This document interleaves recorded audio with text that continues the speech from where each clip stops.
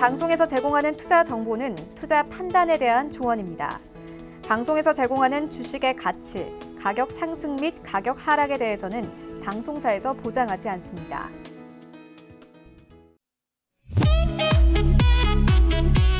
안녕하세요. 투자의 맛 진행의 도지은입니다. 월요일부터 금요일까지 여러분들에게 다양한 투자의 맛 전해드리고 있는데요. 오늘은 해외 선물의 모든 것 닥터스지 위원님께서 기다리고 계십니다. 채널 고정해 주시고요. 본 방송에서 제공하는 정보는 투자 판단에 대한 조언일 뿐 해당 상품의 가치나 수익률을 보장하진 않습니다. 또 투자의 맛은 자본시장 통합법 준수하고 있죠. 1대1 투자 상담, 유사수 실행위, 무인과 영업행위, 불법 대여 계정 홍보 및 가입 권유 등 모든 불법 사항을 엄중히 금지하고 있습니다. 참고 부탁드릴게요. 그럼 저는 닥터스지 위원님과 함께 돌아오겠습니다. 잠시만요.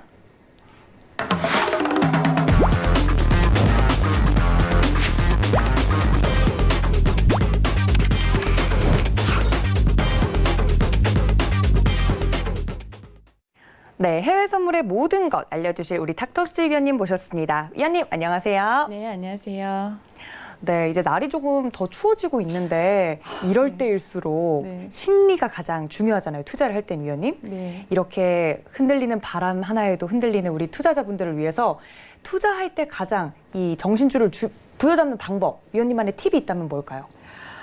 일단 이제 매매를 하시다 보면 손실 구간에 접어드는 구간이 꼭 있는데요. 그렇죠. 그럴 때는 저는 되도록이면 매매를 한 2시간이든 3시간이든 아니면은 그날은 조금 쉬었다가 매매를 하는 편이라서 일단 손실이 됐다라고 해서 감정 매매보다는 조금 쉬어가는 매매도 좋지 않을까 합니다. 네, 맞습니다. 이제 많은 분들이 투자를 하다가 손실 구간에 들어가기 시작하면 멘탈이 흔들린다고 하죠, 보통. 이렇게 힘든 구간도 있는데 우리 닥터스지 위원님께서 해외 선물에 대해서는 오늘 전부 다 알려드린다고 하니까 멘탈 딱 부여잡으시고 채널 고정해 주시면 좋을 것 같습니다. 함께 하시면서 우리 닥터스지 위원님과 함께 더욱 더 자세한 이야기 나눠보고 싶다 하시는 분들은요. 카카오톡 무료 오픈 채팅방 활짝 열려 있습니다. 카카오톡 어플 들어오셔서요. 채팅방 검색창 상단에 투자의 맛 닥터수지라고 검색하시고 들어오시면 무료로 입장 가능하니까요. 많은 이용해 보시길 바랍니다. 이렇게 위원님과 인사까지 나눠봤고요. 오늘 이제 해외 선물 이야기 본격적으로 들어가기 전에 국내 시장은 어땠는지 이야기를 한번 들어봐야 될 것 같습니다. 캐스터님 연결할게요. 캐스터님. 네, 안녕하세요. 이수연입니다. 오늘은 양시장 분위기가 파란 물결을 띄웠습니다. 미국 연방공개시장위원회가 회의 결과 발표를 앞두고 전반적으로 투자 심리가 관망세를 나타낸 것으로 보입니다.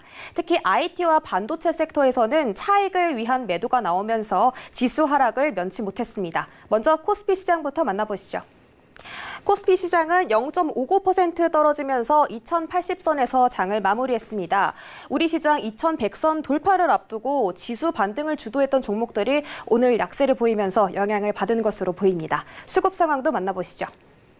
개인이 1,544억 원 그리고 외국인이 82억 원 매도했지만 기관이 2,249억 원 개인이 1,544억 원, 외국인이 82억 원 매수했지만 기관이 2,249억 원 매도하면서 모든 업종 중에 가장 큰 비중으로 매도했습니다. 시가총액 상위 종목들도 살펴보시죠. 최근 강세를 보였던 삼성전자의 기업 실적이 부진하게 발표되면서 1.37% 내렸고 SK하이닉스 역시 1.81% 하락했습니다. 미국 애플과 필라델피아 반도체가 하락한 부분이 국내 투자자들에게도 영향을 미친 것으로 보입니다. 전체적인 하락세 속에서 네이버와 현대차 그리고 현대모비스 그리고 LG화학은 상승 마감했는데요. LG화학은 중국 백켄 테크놀로지와 소형 배터리 합작사를 설립한다는 소식이 나오면서 1.67% 오른 모습입니다. 다음은 코스닥 시장입니다. 코스닥 지수 역시 이틀간의 상승분을 반납하고 0.5% 하락하면서 655선의 장을 마감했습니다. 거래 주체별 매매 동향을 살펴보시겠습니다.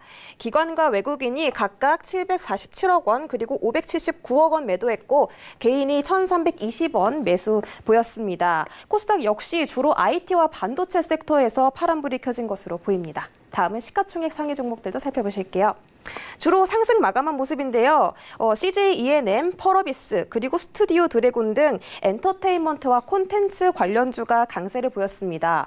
최근 급성장하고 있는 OTT 시장에서 대한 관심과 점진적인 매출 상향에 이런 결과가 나온 것으로 보입니다. 6위부터 10위는 모든 종목이 하락한 모습인데요. 코스닥 지수에 많은 지분을 차지하고 있는 제약과 바이오주에 대한 약세가 헬릭스미스 그리고 메디톡스, 휴젤에도 영향을 미친 것으로 보입니다. 네, 이렇게 우리 장 알아봤고요. 다음으로는 투자의 맛과 함께 더 유익한 정보들 속으로 떠나보시죠. 네, 이렇게 국내 시장 동향까지 알아봤습니다. 아무래도 국내 시장 같은 경우는 좀 조정을 받는 모양새인데 FOMC 회의 결과에 따라서 그 방향성을 좀 보일 것 같은 느낌이 듭니다. 이제 본격적으로 이번 주 이슈부터 체크를 위원님과 함께 해볼 텐데요. 앞서서 이제 국내 시장에서 대한 이야기도 나왔지만 FOMC 연설이 굉장히 중요할 것 같아요, 위원님. 연설에 대해서 인하를 할 것이다라는 이야기는 계속해서 나오고 있는데 정말 인하될지 아니면 반전으로 동결될지 어떻게 보시나요, 위원님? 일단은 먼저 금리 인하에 대한 부분부터 짚고 넘어가지 않을 수가 없는데 세계 주요 중앙은행이 통화정책회의를 개최를 하고 두 곳에서 금리 인하 조치를 취할 것으로 예상을 되고 있어 투자자들에게는 좀 매혹적인 한 주가 되지 않을까 하는 생각이 듭니다. 이번 주는 금융시장에서 아주 중요하고 바쁜 한 주가 될 것으로 보이는데 현재의 시나리오는 미국이 금리 인하를 하고 그다음에 파월이 매파적인 발언을 하는 시나리오가 우세합니다. 지금 현재 시장이 나쁜 편이 아니기 때문에 개인적인 생각으로는 금리 인하를 굳이 이 시점에서 해야 하는가에 대한 생각도 좀 들기도 하고요. 시장이 호황기에 있기 때문에 동결하고 난 후 12월쯤에 시장을 봐가면서 금리 인하를 한다는 것은 저 개인적인 생각이고요. 이번 FOMC에서 금리 인하 결정을 미룰 것인지 일단 금리 인하를 한다 하더라도 추가적으로 경기 부양을 위한 기준금리 하락의 의지가 있는지 등 일단 시장 참여자들의 궁금증을 불러일으키고 있는 상황입니다. 그렇기 때문에 금리를 내린다 하더라도 통화정책 성명에서의 문구 하나하나 그리고 제롬 파월 의장의 인터뷰가 시장의 흐름을 일단 좌지우지할 것으로 보이는데요. 이에 연준 의장의 발언에 조금 더 주목을 해야 할 듯합니다. 지난 FOMC에서 제롬 파월 의장은 중간 점검, 즉 중간 사이클 조정이라고 명백히 밝힌 바가 있습니다. 현재 금리 선물 시장에서는 일단 반영된 이번에 금리 FOMC의 금리 인하 기대는 90% 수준이 일단 넘어서고 있습니다. 현재 트럼프는 S&P가 신고가를 돌파하고 나니까 기분이 들떠서인지 트럼프의 트윗에 많은 얘기들을 일단 남겼는데 지금까지 현재 상황을 많이 즐기고 있는 모습이기도 합니다. 대선을 앞둔 현재 트럼프의 입장에서는 지수가 호황기에 있는 상황이 현재 대선을 위해서는 좋은 입장이기 때문인데요. 지금까지 연준에서 금리를 내렸던 이유가 일단 보험적, 그다음에 예방적 측면이 일단 컸습니다. 경기가 안 좋았던 것보다는 경기를 좀 더 확장하기 위해 또 보험성 인하를 하겠다라는 게 한 2번에서 3번 정도 되는데 이번에 내리면 일단 지금 현재 오늘 3번째입니다. 이번이 이 금리 인하를 하게 된다라고 하면 총 올해 75bp를 금리 인하를 하게 되는 건데 이번이 마지막이 아니냐라는 불안감이 있다라는 것도 사실이고 그 이유 때문에 어제 나스닥 S&P가 조정을 받았던 것도 사실입니다. 경기가 살아나서 이번이 마지막이면 굉장히 좋겠죠. 그것만큼 좋은 게 없는데 일단 단기적으로 금리를 이번에 내렸으니까 다음엔 기대하지 마라고 얘기하는 순간 시장의 출렁거림은 있을 것으로 예상이 됩니다. 그 부분은 예상을 하시고 대응을 하셔야 하는 부분이기도 하고요. 그래서인지 꼭 시험 전날 같은 분위기를 조성하는 지금 현재 시장 분위기이기도 합니다. 지금까지 금리 인하의 모습을 본다라고 하면 95년과 98년에 세 차례 인하 후에 동결을 유지한 바 있는데 세 차례 인하는 경기 확장으로 이어져서 미국 경제는 사실상 2번째로 긴 호황기를 누렸던 것이 과거의 데이터입니다. 여러 가지 중요한 지표를 앞두고 FOMC가 놓여 있기 때문에 여기서 하나 삐끗하면 시장의 흔들림이 클 수도 있다라는 점. 그리고 그 가능성도 충분히 열어두고 대응을 오늘은 하셔야 한다는 점 기억하시고요. 하지만 이보다 더 중요한 무역 협상의 기대감이 또 존재하고 있기 때문에 매파적인 발언을 한다고 하더라도 시장의 충격이 좀 제한적이지 않을까 하는 이런 기대감도 사실상 시장에 존재하고 있는 것도 있고요. 다만 매파적인 발언이 나온 후에 미중 무역 협상까지 흔들리게 되면 시장의 충격은 조금 더 클 것으로 보이고 조정폭도 클 것으로 예상은 됩니다. 지금 반면에 지난 10월 금리 인하가 기정사실로 받아들여지고는 있지만 금융시장에 미칠 파급력은 또한 의외로 크지 않을 수도 있다라는 지적이 나오고는 있죠. 이미 인하에 대한 기대감이 상당 부분 시장에 많이 반영됐기 때문인데요. 실제 연방기금금리가 선물 시장에서 93% 정도 선반영됐다라고 보는 인식이 조금 더 크기도 합니다. 이번 금리 인하가 된다라고 하면 10월 이후 금리는 동결을 예상을 하고 있고 이번 금리 인하를 해야 하는 이유 중에 또 하나는 사실 올리는 건 가능성이 전혀 없는 얘기고요. 2020년 2, 3분기까지 스탠딩 레포를 한다고 얘기를 했고 금리를 올린다는 건 그 이유 때문에 모순적인 행동이기도 합니다. 거기다가 얼마 전 레포 금리가 미친 듯이 솟아오른 이유도 금리 인하 압박을 끌어내린 이유이기도 하고요. 자, 레포 거래 중 초단기 하루짜리 거래 한도를 750억 원에서 1,200억 원, 그리고 2주짜리는 350억 원에서 450억 원으로 상향했다라는 의미는 금리를 내리겠다라는 의미이기도 합니다. 즉 이번 주는 중앙은행들의 금리 인하 관점이 시장의 주요 관점이 될 것이고 그리고 영국의 브렉시트 다시 시장의 초점이 될 것이고 미국 일자리 고용 보고서 발표가 시장을 흔들 것으로 예상은 됩니다. 자, 그 다음에 미중 무역 협상이 일단은 2차적으로 보이고 있는데 무역 전쟁은 점진적으로 업데이트 될 것으로 보이긴 하지만 다음 달 에이펙 정상회의에서 트럼프와 시진핑의 회의가 일단은 결정되기 전까지는 트럼프가 트윗으로 바람잡이는 할 수는 있겠지만 확실하게 서명을 하지 않는 이상은 확실한 바는 없다라고 생각이 듭니다. 전일 역시 트럼프와 시진핑 주석이 다음 달에 미중 무역 합의안에 서명하지 못할 가능성을 염두에 두고 있다라는 또 소식이 전해지면서 지수는 함께 조정을 보였죠. 물론 그 전에 트럼프는 향후 중국과의 2단계 무역 협상이 1단계 대비 더 용이할 것이라고는 발언을 하면서 기대 심리로 사상 최고가를 경신하기도 하긴 했습니다. 중국은 미국산 농산물 구입을 지속하고 있다라고 강조를 계속하고 있고 트럼프가 재선으로 인한 경기 부양에 힘을 쏟으면서 미중 무역 협상도 현재 탄력을 받은 상황입니다. 막판 대선 스케줄 싸움에서 트럼프가 어떤 행보를 보일지가 일단 주목이 될 듯하고요. 이에 커들로 국가경제위원장은 중국과의 무역 협상이 긍정적으로 진행이 된다라고 하면 12월 부과 예정인 대중 관세가 철회될 수 있다라고도 발언은 한 상황입니다. 금융 분야와 통화 안정 협정에 매우 가까워졌다고 밝혔는데 솔직히 이 부분은 의구심이 들기도 하는 부분이기도 하죠.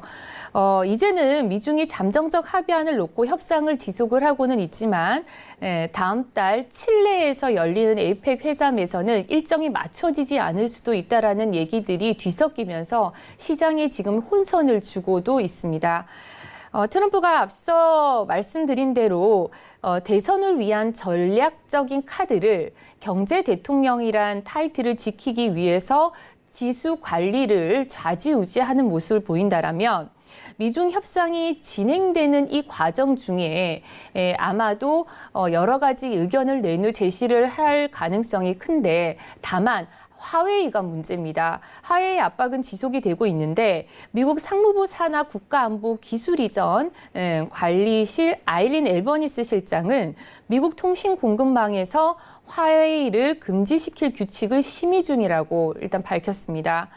이는 지난 5월 15일 트럼프가 외부 위협으로부터 미국 정보통신을 보호하기 위한 행정명령에 서명을 하고 상무부의 시행 계획을 수립한 데 따른 것이라고 보고 있는데, 현재는 미 영방통신위원회가 FCC가 중국 통신 장비 업체 화웨이의 ZTE에 대한 퇴출 작전을 시작했다고 하는데, 취약 지역 통신 서비스 확대 보조금을 받는 자국 업체들이 화웨이와 ZTE 장비를 산다라고 하면 보조금을 지급하지 않는 방안을 표고를 붙이기로 하면서 중요한 건 한국 등 동맹국의 유사한 요구할 가능성이 있다는 관측이 나오고 있어서 그 불똥이 우리에게 튀기지 않을까 하는 우려도 조금 나오고는 있습니다. 이처럼 화웨이에 대한 문제가 아직은 해결되지 않았고, 미국과 중국 등 이 부분에 대해선 말이 틀리고 입장 견해가 큰 만큼 무역 협상을 진행함에 있어서 이 부분은 체크를 해봐야 할 것 같습니다. 1단계라고 해봤자 스물들 중에 스물들이고, 기본적인 사항만 정리됐을 뿐 아직까지 해결해야 할 문제들이 산적해 있는 만큼 다음 달까지는 이래저래 말이 많은 시기가 지속이 될 것으로 보이긴 합니다. 마지막으로 브렉시트에 대해서 좀 얘기를 할 건데요. 유럽연합이 오는 12월 유럽 정상회의에서 브렉시트 이후에 영국과 벌일 무역 협상 전략 수립에 착수한다고 일단 밝혔는데, 오는 12월 12일, 13일에 벨기에 브뤼셀에서 열리는 유럽 정상회의에서 영국과의 포스트 브렉시트 무역 협상 전략 수립을 시작할 예정입니다. 12월 12일이 일단은 브렉시트 명운을 좌우할 수 있는 초기 총선이 이루어지기도 하는데, 예를 들면 보리슨 총선이 아주 강한 지지를 받는다라고 하면요, 연기가 되어 있는 거에 힘을 실을 거고, 만약에 패한다 그러면 브렉시트 자체가 어쩌면 국민 투표에 붙여져서 다시 폐기될 수 있는 상황도 나타날 수 있기도 하고요.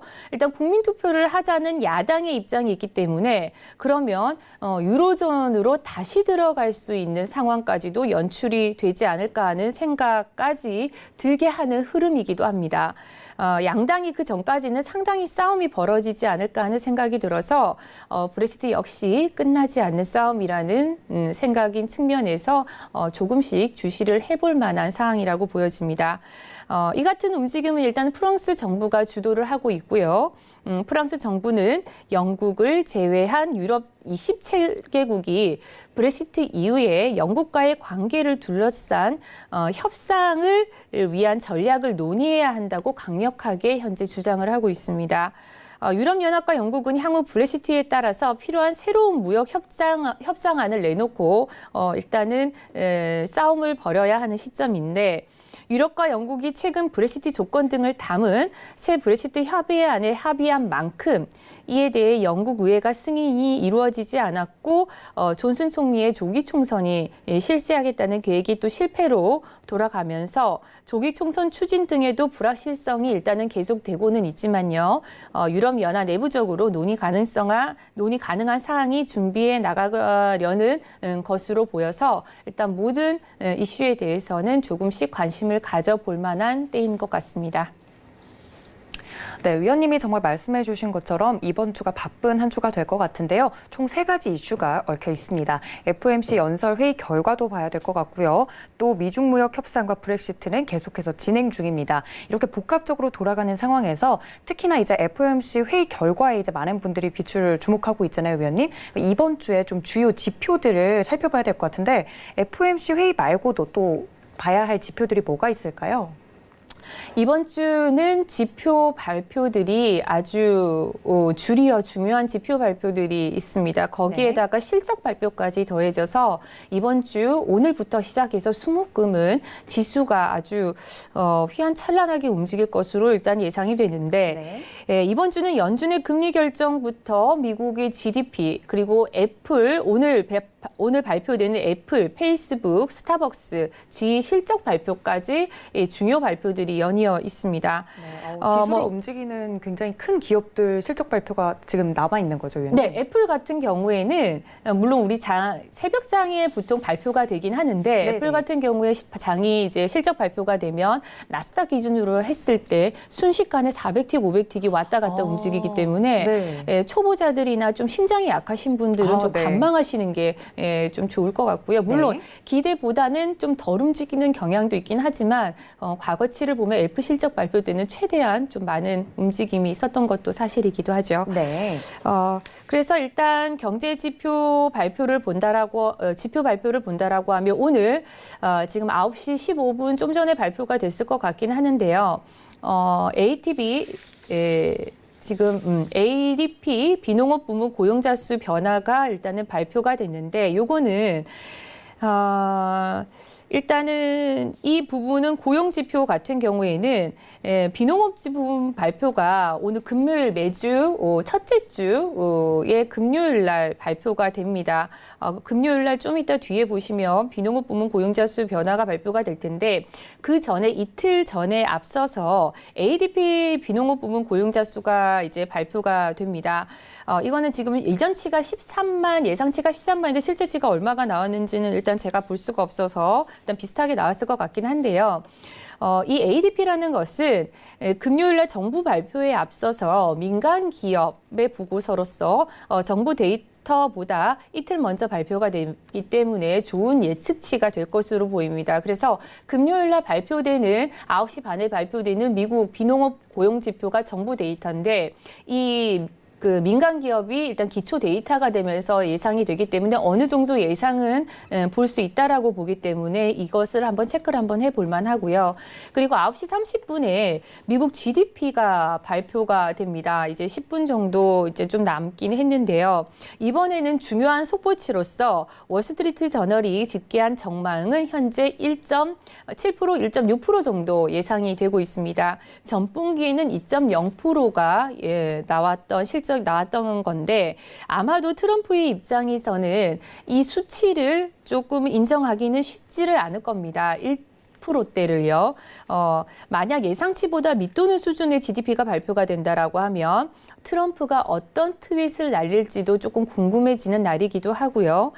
물론 예상치보다 웃도는 수치가 발표되었을 때는 시장에서는 긍정적인 반응이 있으면서 시장이 단기적으로 반등 추세를 좀 만들 수도 있을 것 같아요. 그래서 GDP 발표가 조금 중요할 것 같고 그리고 9시 30분에 발표되는 원유 재고 발표. 일단 현재로서는 49만 배럴 증감 예상을 하고 있는데 실제치가 나와 봐야 아니까 요 자리는 9시 30분에서는 체크를 오늘은 해보셔야 하는 자리일 것 같습니다. 그래서 오늘 수요일 날 새벽 3시, 우리나라 시간으로는 새벽 3시에 FOMC 성명서와 목표금의 금리 발표가 현재 있는 상황이죠. 네. 일단 금리 발표가 아까도 앞서 금리 발표에 대해서는 좀 얘기를 드렸고 FOMC 성명서가 중요합니다. 무엇보다 제롬 파월 의장의 의견. 그래서 그 의견의 구두로 얘기하는 그 의견이 일단 중요하니까 어떤 의미로 뉘앙스로 시장을 얘기하는지에 대해서 시장은 그 부분에 대해서 충격이 조금 더 있을 것 같고요. 그리고 중국 내일 오전에 10시에 중국 비제조업 PMI와 제조업 PMI가 발표가 되면서 중국 지수와 홍콩 항생 지수에 막대한 영향을 미치는 지수이기 때문에 만약에 오전에 항생 지수를 매매하시는 분들이라면 10시에 중국 지표도 체크를 좀 해봐야 될 것 같고요. 물론 우리나라 시장에도 영향력은 조금은 있습니다. 그리고 12시에 일본 금리가 결정이 됩니다. 오늘 목요일 날 보시면 유로존 GDP도 7시에 예정이 되어 있고요. 그리고 핵심 소비자 물가지수, 개인 소득, 개인 지출 모두 중요한 개인들의 소비성에 대한 지표 발표이기 때문에 GDP가 당연히 개인 소비를 70%를 차지하는 부분이기 때문에 이 지출에 대해서는 꼭 체크를 해 주셔야 할 것 같고요. 그리고 9시 반에 주간 신규 실업수당 신청 건수 고용 지표에도 중요한 거기 때문에 때문에 체크를 해보셔야 될 것 같습니다. 자, 금요일로 넘어가서는요, 10시 45분에 중국 차이신 제조 PMI가 지표가 또 발표가 됩니다. 목요일 날 이어서 금요일 오전에 또다시 중국의 중요한 지표 발표들이 이어져 있기 때문에 중국 시장, 특히 홍콩 한개 시장은 또 주의를 기울여야 하는 시간대인 것 같고요. 그리고 중요한 9시 30분. 금요일에 제일 중요한 9시 30분에 비농업 부문 고용자 수 변동수가 발표가 됩니다. 앞서 말씀드린 대로 이게 정부 데이터 발표이긴 한데요. 현재 예상이 13만으로 예상이 되고 있어요. 13만으로 예상이 되고 이전치가 13만이었고 예상치가 8만으로 예상이 되고 있습니다. 아주 작은 수치의 고용 지금 예상이 되고 있어서 만약 이거와 비슷하게 아니면 이보다 낮게 고용자 수 변동이 있을 경우에는 금 가격 그리고 시장 지수 가격이 큰 변동성이 있을 것으로는 보입니다. 일단은 이 지표는 영향력이 일단은 클 것으로 보이죠. 현재는 9월에는 실업률이 반세기 만에 최저치인 3.5%로 하락하면서 경기 침체 우려를 줄이긴 했습니다만 10월에는 6주가량 이어진 GMB 파업 여파로 고용 지표가 다소 부정적일 수도 있다는 전망이 예상이 되면서 일단은 고용 지표에 조금 더 집중을 하셔야 할 듯합니다. 그리고 금요일 날 발표되는 제조업 PMI 그다음에 ISM 제조업 PMI가 발표가 연이어 되는데요. 이 ISM이라는 거는 공급관리협회라는 뜻인데 10월에 제조업 PMI 등 다른 주요 지표들이 줄줄이 일단은 발표가 되는데 제조업 둔화에 대한 우려가 현재 큽니다. 지난주 발표되었던 IHS 마켓의 제조업 PMI가 일단 예상을 웃돌면서 PMI가 개선이 될 거란 기대도 살짝 있긴 합니다.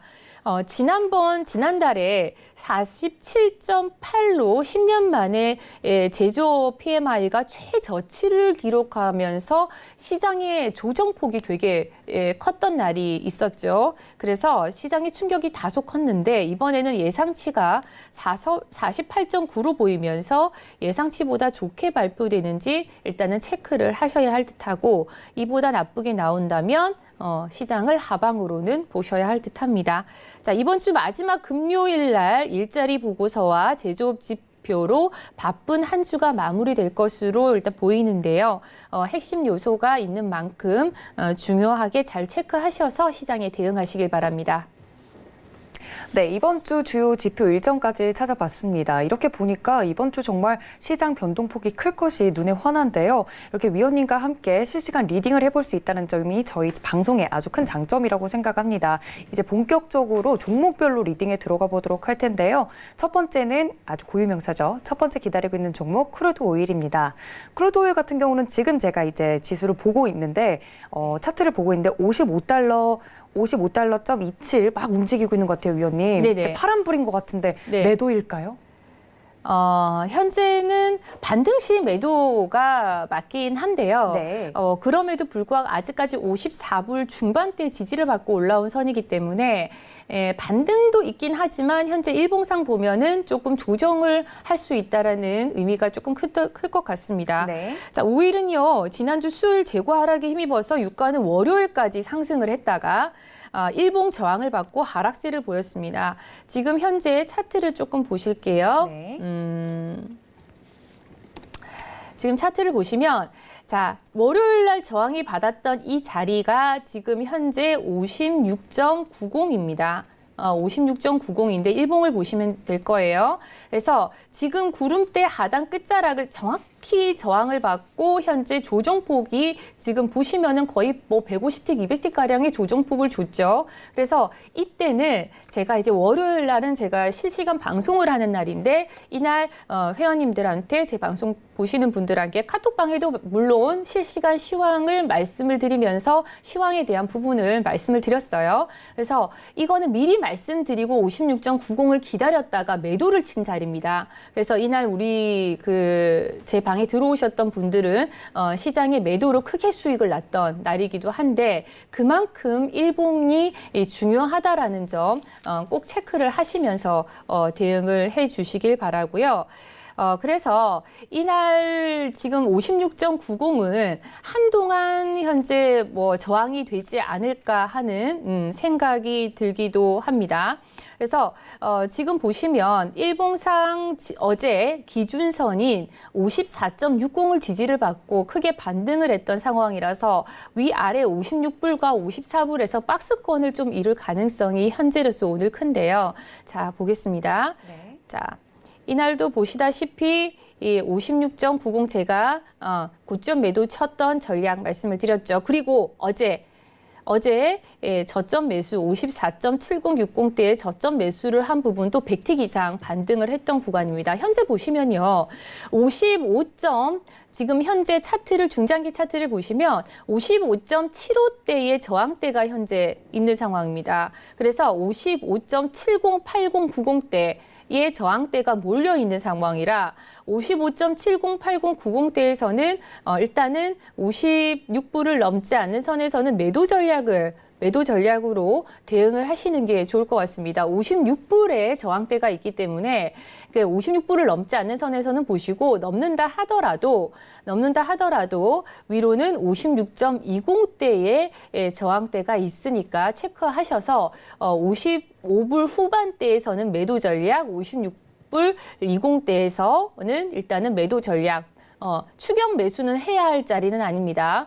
매도로 보시고 앞서 말씀드린 일봉 저항대에서는 매도도 가능해 보이는 장이긴 한데 중요한 거는 자 보세요. 56.90대 일봉 저항이 있고요. 바로 위에 57.1525대의 주봉 저항이 있습니다. 그래서 일봉 저항과 주봉 저항이 연이어 있을 때는 저 자리에서는 만약에 56불 후반대에서 매수를 들어가셨던 분들이 계시다면 기본적으로 일봉과 주봉을 체크를 안 하셨던 분들이에요. 그거는 매매에 대한 기본 자세가 안 돼 있어요. 그래서 일봉과 주봉을 꼭 체크를 먼저 하셔서 큰 자리가 어디인지 여기가 막혀 있는지 뚫려 있는지를 보시고 대응을 꼭 하셔야 합니다. 그 부분은 꼭 체크를 해주시고 그래서 지금 56.90, 57.15대 중요 저항대가 있고요. 자, 위에 제가 체크를 한번 봤는데 58불 부근하고요. 58.40 부근에 중요 저항대라고 제가 적어 놓은 게 있습니다. 요거는 여러분들이 매매를 하시다가 시장은 58불이 58.40이 언제 올지 몰라요. 오늘 올 수도 있고 내일 올 수도 있고 시장은 예측을 할 수 없기 때문에 언제 올지 모릅니다. 그래서 그 시장이 온다라고 하면 준비된 자에게 큰 수익이 온다라고 항상 말씀을 드리죠. 이날 매도도 마찬가지고 그래서 이날 매수도 마찬가지고 그래서 현재로서는 55점 후반대에서 매도. 다만 지금 매수를 볼 만한 자리가요. 눌린 매수를 또 한번 볼 만한 자리가 박스를 이루고 있기 때문에 지금처럼 반등도 이어질 수 있는 구간이 있거든요. 자, 그 구간이 현재 봤을 때는 54.50 부근. 54.50 부근이 지지가 된다라고 하면 다시 좀 재차 반등을 보여주지 않을까 싶은데 다만 54불이 이탈이 된다라면 54.50이 이탈이 된다라고 하면 54.10 자리에서의 재반등을 한번 노려보시길 바랍니다. 만약에 54불마저 이탈이 된다라고 하면 53.65 그다음에 53불까지 열어두시고 대응을 해주시는 게 좋을 듯합니다. 지금 일단은 상방 흐름으로 갔던 시세가 자 보세요. 추세선에서 상방 흐름으로 갔던 시세가 다시 하방으로 꺾이면서 위에 고점대의 저항대가 연이어진다라고 하면 시세는 조금 더 하방으로 좀 더 열려 있다라고 보시면 될 것 같고요. 좀 기다리셨다가 11시 반에 조금 공략적으로 구간 공략을 노려보신다라고 하면 56불 중반 후반대에서 매도도 한번 해보시는 것도 괜찮을 듯합니다. 네, 크루드 오일까지 살펴봤습니다. 일봉과 주봉은 꼭 확인하고 들어가셔라 라고 위원님께서 다시 한번 강조해 주셨으니까요. 차트 보면서 이제 그 차트를 보는 방법들도 자세히 알려주시니까 더 좋은 것 같습니다. 다음은 나스닥과 S&P 500 순서로 볼 텐데 위원님께서 아까 말씀해 주셨던 것처럼 나스닥과 S&P 500 FOMC 회의 결과를 앞두고 좀 조정을 받는 모습이었잖아요. 그럼 어떻게 대응해 보는 게 좋을까요? 현재 시장의 컨센서스를 예상하기에는 지금 좀 무리가 있지 않을까 싶고요. 네. 지금 현재 나스닥이 8,127포인트가 지금 현재 사상 최고가인데 네. 일봉을 보시다시피 사상 최고가를 돌파를 했고 지금 일봉이 추세선을 7,990선, 즉 8,000선이죠. 8,000선을 추세선을 돌파를 시키면서 껑충하고 8,127포인트까지 올라선 상황이긴 합니다. 다만 여기서 이제 금리 인하 발표가 새벽 3시에 있기 때문에 여전히 시장은 그 전에 10시 반에 시장이 열리면서 흐름이 어떻게 이어질지를 한번 차트상으로 대응을 하셔야 될 것 같은데 나스닥도 8,000선을 돌파를 해서 안착하는 모습이고 S&P도 3,000선을 돌파 후에 3,040포인트까지 간 상황이라서 일단 모든 증시가 레벨업이 됐다라고 보시는 거는 맞습니다. 전체적으로 글로벌 유동성이 좋아진 상황이고 실적 발표도 부분적으로 좋게 발표된 상황에서 미중 무역 협상 기대감, 그다음에 금리 인하에 대한 기대감은 이미 반영이 다 된 것 같고요. 중요한 것은 실적 발표가 일단 아직 끝난 게 아니라는 겁니다. 과거 실적 발표로 시장이 크게 무너진 상황이 있었긴 했지만 현재로서는 받치는 힘이 미중 무역 협상이 또한 받치고는 있는 힘이 있기 때문에 그 부분에 대해서는 만약에 조정을 준다 하더라도 반등도 만만치 않을 것 같아서 일단은 추격 매도를 해야 할 자리, 하지 말아야 할 자리들을 체크를 해두셔야 하는 게 좋을 것 같습니다. 추격 매도를 해서 당하시는 분들이 되게 많거든요.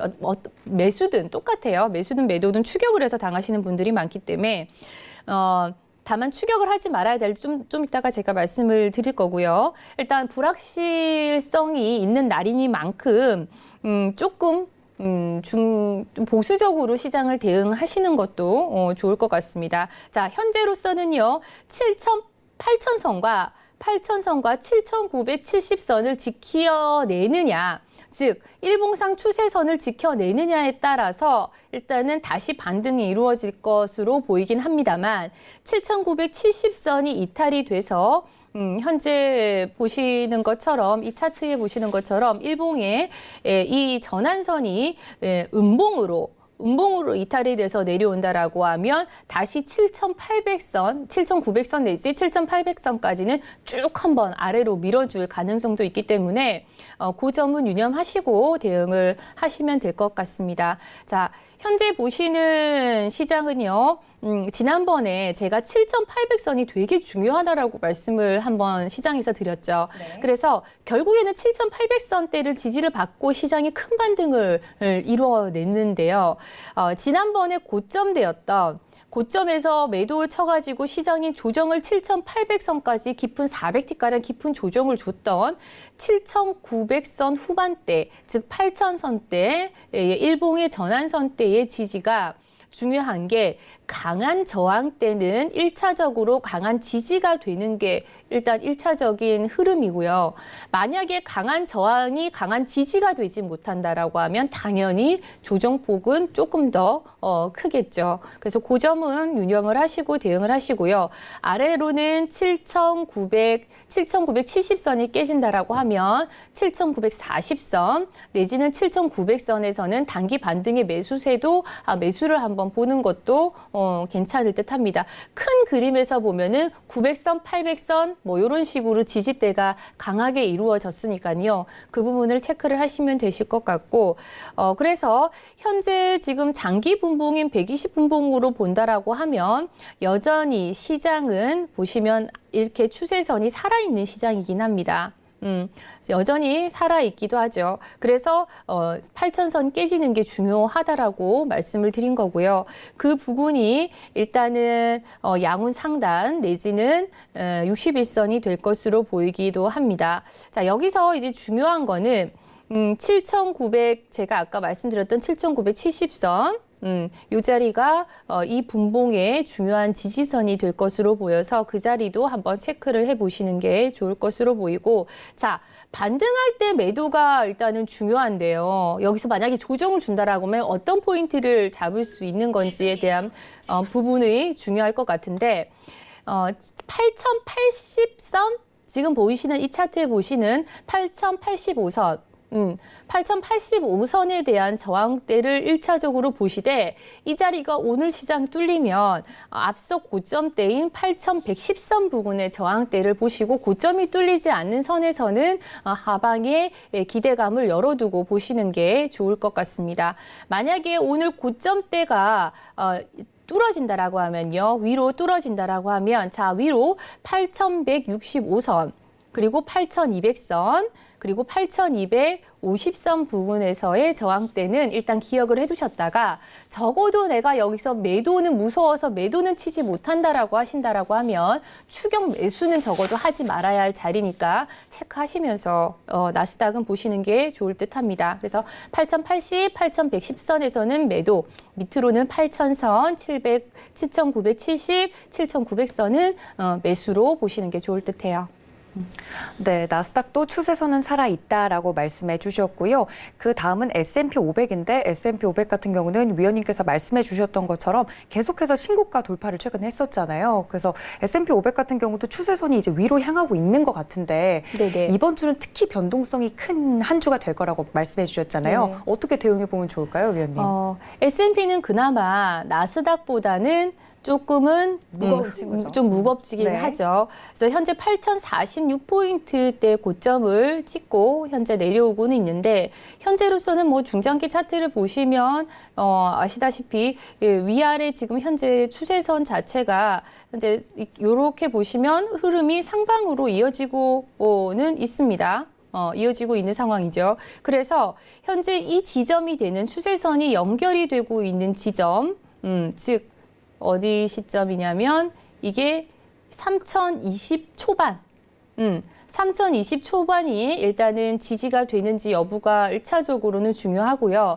3020대가 만약에 무너진다라고 하면 3009포인트, 8포인트대, 그리고 3000선까지는 열어두고 대응을 하시는 게 좋을 것 같습니다. 이 차트에서 3020포인트가 깨진다라는 거는 이 차트를 안으로 밀고 들어오고 내려오겠다라는 의미이기 때문에 일단 3000선 초반까지도 조정을 보일 수가 있는 장이니까요. 그래서 3020포인트 시점이 중요해 보일 듯하고, 자, 위로는요. 현재 조금 더 단기 분봉으로 본다라고 치면 3038포인트, 3038포인트의 저항대가 1차적으로는 일단 있어야 되는 상황이고, 그리고 정고점 저항, 정고점 저항대 한번 체크를 한번 해보시고요. 정고점이 돌파된다라고 하면 위로는 3052포인트, 그리고 3068포인트대 열어두시고, 일단 상방 흐름이 이어지고 있으니까, 특히나 만약에 저항대에서 매도를 보신다라고 하면 꼭 리스크 관리를 하시면서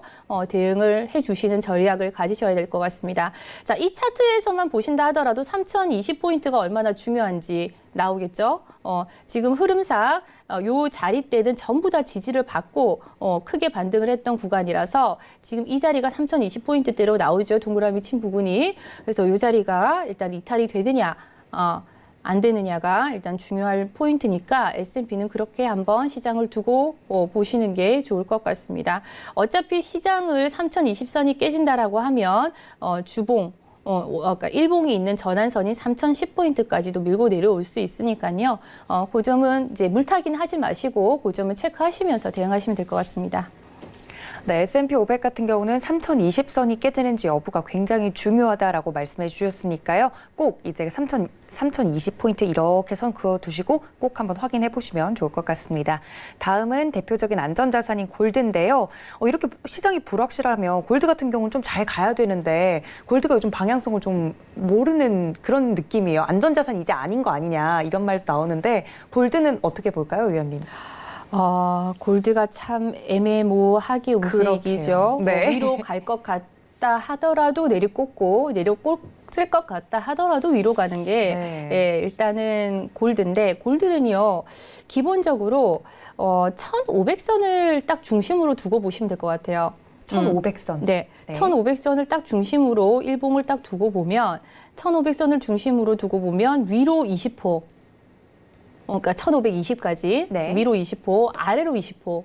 아래로 1,480까지 그렇게 그 1,500선을 기준으로 위로 20호, 아래로 20호 정도에서 골드는 움직인다라고 차트상 보시면 될 것 같습니다. 어떤 거 뭐 인덱스 골드가 어떻고 뭐 달러가 어떻고 뭐 인덱스 그리고 또 뭐 금리 인하에 대한 부분 뭐 시장의 어떤 부분을 다 제외하고 나서라도 차트만 보신다라고 하면 1,500선을 기준으로 위아래 움직인다라고 보시면 되는데 제가 오늘은요 골드 이 선을 일단 지난주 생방송에서 보여드린 선 그대로 가지고 나왔어요. 네. 그대로 가지고 나왔는데 자 보시면 제가 금요일도 제가 말씀을 드렸지만 1,500선이 만약에 돌파를 한다라고 하면 시장이 박스권을 돌파할 것이다. 그러면 위로는 1,510포인트 그리고 1,520포인트까지 칠 수도 있다. 다만 1,520포인트에서는 저항대가 있으니 매도로 보시는 게 좋을 것이다라고 제가 지난 생방 때 말씀을 드렸습니다. 그 자리가 이유가 뭐냐면 자 보시면 일봉의 저항이에요. 일봉 저항이 정확하게 저항을 받고 내려 꽂은 장이기 때문에 그래서 이날은 여전히 하방 흐름이 또 이어지고 있는데 지금 보시면 1497.5 부근도 지금 저항을 받고 있죠. 그래서 1500선하고 1523선 부근에서는 매도, 1523선이 뚫리면 또 위로 여는 전략 그렇게 대응을 하시는 게 좋을 것 같습니다. 자 밑으로는 1480대 초반과 1475 부근에서는 일단은 단기 반등을 보고 매수로 대응하시는 것도 좋을 것 같은데 일단 기본적으로 1480선이 이탈이 된다라고 하면 강하면 1467포인트까지도 밀릴 수가 있으니까 골드는 그 점만 유념해서 보시면 될 것 같고요. 위로는 1420선이 뚫린다라고 하면 1430까지는 열어두고 보시는 게 좋을 것 같습니다. 네, 골드까지 만나봤습니다. 다음은 이제 국내 선물에 관련돼서 국내 지수부터 살펴볼 텐데요. 앞서 이제 캐스터님께서 말씀을 해주셨던 것처럼 국내 오늘 지수들이 쭉쭉 빠지는 모습이었어요. 조정을 받았는데 코스피도 코스피 200도 빠지는 모습이었어요. 어떻게 좀 대응해 볼까요, 위원님? 종합지수. 일단은 제가 종합지수부터 한번 보겠습니다. 네. 종합지수는요, 2105포인트.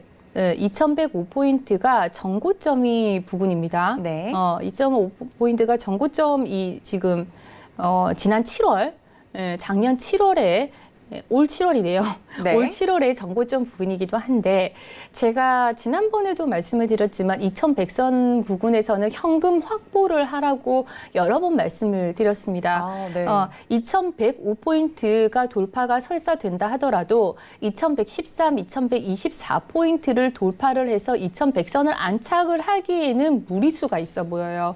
물론 추세사가 지금 2000선에서 2100선까지 올라온 상황에서 2100선에서 추가적으로 한 단계 레벨업을 하기 위해서는 2100선 또는 2890선의 지지가 무엇보다도 중요한데 현재는 그럴 힘이 조금은 없다라는 점이 추가 상방을 만들어내는 데는 조금 어려움이 있지 않나라는 생각이 좀 들고요. 그래서 현재로서는 아래로는 만약에 2070포인트가 깨진다라고 하면 2050포인트까지는 하방 열어두시고 보시고 위로는 전략적으로는 조금 현금 확보를 해나가시고 추격 매수는 개인 매매자들은 추격 매수는 더더욱이나 지수를 보고 피하셔야 하는 부분일 거로 보입니다. 그래서 지난번에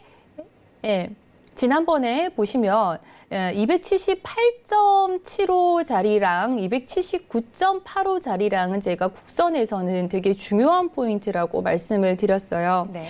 그래서 278.75에서 한번 밀리는 그림이었고 그리고 현재로서는 고점이 279.95 고점을 만들어내고 279.80 부근 제가 말씀드린 자리에서 지금 조정 물량을 보이고 있는데 외인들이 누적 매수분을 현재 선물에서는 누적 매수분을 계속 유지를 끌고 가는 전략을 보이고 있습니다만 현재 누적 매수분이 25,000계약 가까이가 됐을 때는 과감 없이 만기약 정도를 청산을 하면서 지수를 끌어내리고 있어요. 그래서 이때도 마찬가지, 이때도 278.75에서도 마찬가지 끌어내렸던 자리, 그리고 278 초반에서도 여기 260.3.75까지 끌어내렸던 이 박스 구간 역시도 매수분을 정리하는 타임에서 이루어진 거기 때문에 항상 누적 매수분을 체크를 하셨다가 25,000 계약이 되면 아, 얘네가 좀 팔 수도 있겠구나라고 생각을 하시면 되고, 무엇보다 지수가 279.80, 자, 279점 현재 고점이 돌파된다 하더라도 280.30, 280.80, 281.25 딱 거기까지 281.25를 맥시멈으로 보고요. 딱 거기까지 위로 올라갈 지수는 그닥 많이 남지 않았어요. 고점 대비로 본다라고 하면. 그런데 지금 밑으로는요. 273.75도 열려 있지만 273.75가 이탈이 된다라고 하면 다시 270까지도 열려 있기 때문에 시장은 상방보다는 하방이 조금 더 유리하지 않을까 하는 생각이 드니까 반등할 때는 일단은 매도로 보시면 될 것 같습니다. 네, 이렇게 국내 선물까지 종합 선물 세트로 한번 만나봤습니다. 함께해 주신 우리 닥터스튜 위원님께 다시 한번 감사 인사 드리고요. 저는 다음 이 시간 더욱더 다양한 투자의 맛으로 여러분 찾아뵙도록 하겠습니다. 시청해 주신 여러분 고맙습니다.